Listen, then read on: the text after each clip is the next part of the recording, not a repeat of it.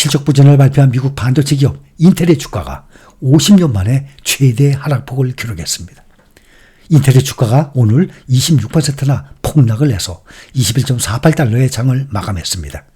인텔이 미국 증시 상장 후 3년 만인 1974년 31% 폭락한 이후 최대 폭입니다. 주가는 종가 기준 2013년 4월 15일 21.38달러 이후 11년 5개월 만에 최저 수준으로 떨어졌습니다. 시가총액도 1000억 달러 아래로 쪼그라들었습니다. 오늘 기준 시가총액이 918억 달러에 불과합니다. 삼성전자 시가총액의 4분의 1 수준입니다. 주가는 장중 한때 20.42달러까지 떨어지면서 20달러 선도 위협을 받았습니다. 이번 폭락은 어제 부진한 분기 실적을 발표한 영향입니다. 이 엄청난 폭락은 월가의 기대치보다 낮은 실적을 발표하고 더 광범위한 구조조정 계획에 따라서 인력의 15%를 감축을 하고 배당금 지급을 중단한다고 발표한 이 재앙적인 2분기 실적 보고에 따른 것입니다. 인텔은 실적 발표에서 3분기 매출이 125억 달러에서 135억 달러 사이로 분석가들의 143억 달러 예상에 크게 못 미칠 것으로 예상한다고 밝혔습니다. 그동안은 반도체의 제왕, 오랜 기간 동안에 CPU, 중앙처리장치 전문기업 인텔에 따라붙은 수식어예요. 반도체 제왕.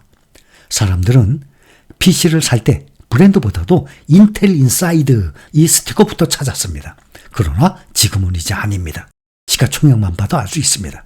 인텔의 시가총액은 이제는 그동안 싸구려 CPU 기업이라고 얕잡아봤던 AMD의 절반에 불과합니다. 급기야 인텔은 장마감 후 연 실적 설명회에서 전체 직원의 약 15% 15,000명을 해고하고 투자도 대폭 줄이는 구조조정 대책을 내놨습니다. 2016년 이후 8년 만에 대규모 구조조정입니다.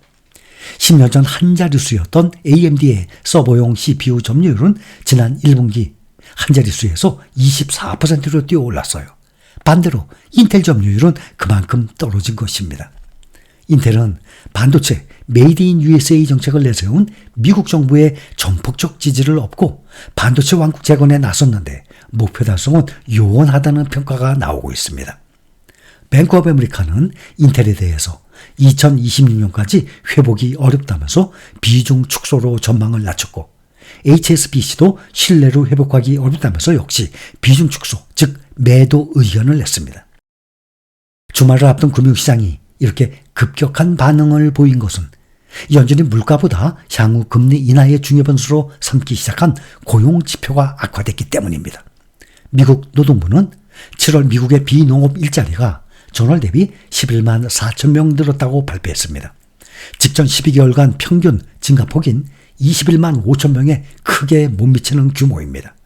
다우존스가 집계한 전문가 전망치 17만 5천 건에도 크게 밑도는 수치입니다.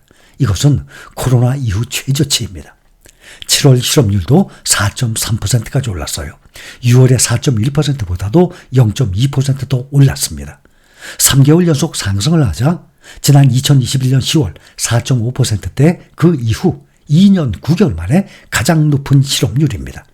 앞서 시장에서는 7월 고용이 18만 5천 건, 실업률이 4.1%를 기록할 것으로 전망을 했었는데 시장의 예상 외로 고용은 크게 줄어들었고 반대로 실업률은 더 올라간 것입니다.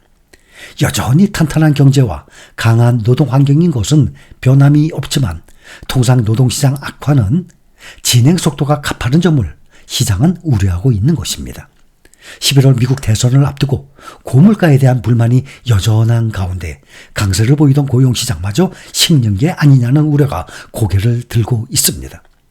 평균 수준을 크게 밑던 고용 증가세와 예상 밖 실업률 상승으로 미국 경제에 대한 우려가 확산되고 있습니다.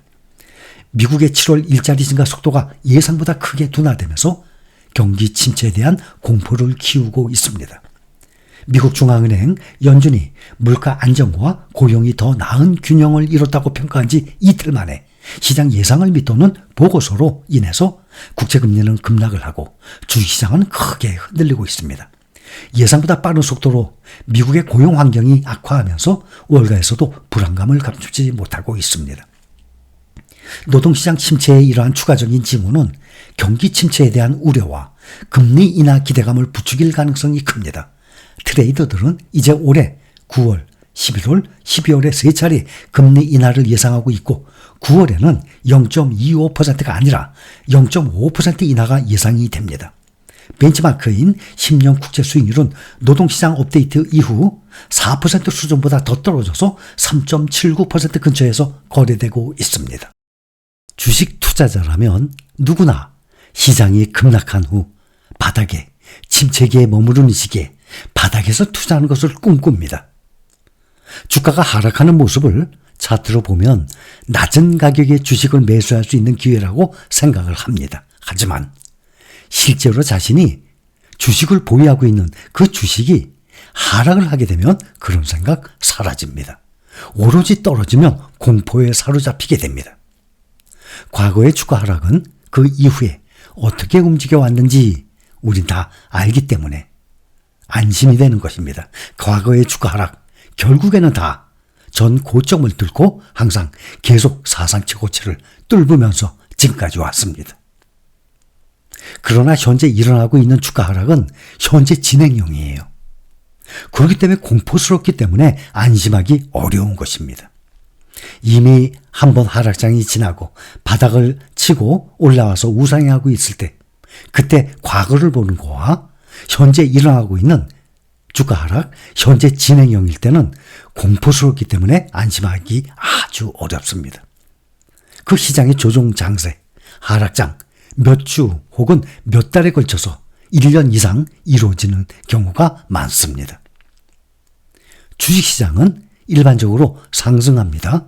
역사적으로 우상향 차트가 그 증거입니다. 일반적으로 경제는 위축되는 시기보다 훨씬 더 자주 그리고 더 크게 확장을 합니다. 그리고 위기는 급격하고 짧습니다. 경기 침체는 자주 오는 게 아닙니다. 드물게 오고 대부분 짧게 끝이 납니다. 강세장에 비해서 말이죠. 그래서 주식 투자는 간단한 원리로 해야 되는 것입니다. 돈이 생기면 현재의 주가에 관계없이 매수를 합니다. 제가 수없이 반복적으로 말씀드렸어요. 우리는 간단한 원리로 주식 투자를 해야 되는 거예요. 돈이 생기면 현재의 주가가 얼마이든 간에 관계없이 매수를 하는 것입니다. 또 매도는 돈이 필요할 때 하는 것입니다. 가장 단순한 이 원리만 실행하면 됩니다. 주식 투자가 쉬웠다면 누구나 부자가 되었을 것입니다. 주식 투자란 쉬운 것이 아니라고 하죠. 누구든지. 참 어렵다고 합니다. 이 단순한 원리를 실행하지 못하기 때문에 어려운 것입니다. 의외로 우리 여러분들은 아주 단순한 원리로 투자하고 계신 분들 많이 계실 겁니다. 월급 받았어요. 돈이 생겼어요. 그냥 삽니다. 주가가 얼마이든 간에 내가 지금 오늘 50만 원 생겼어. 월급 받고 120만 원 남았어. 남은 대로 그대로 주식을 삽니다. 그 다음에 깔고 앉아 있어요. 그 다음에 매도? 돈이 필요할 때 우리는 매도합니다.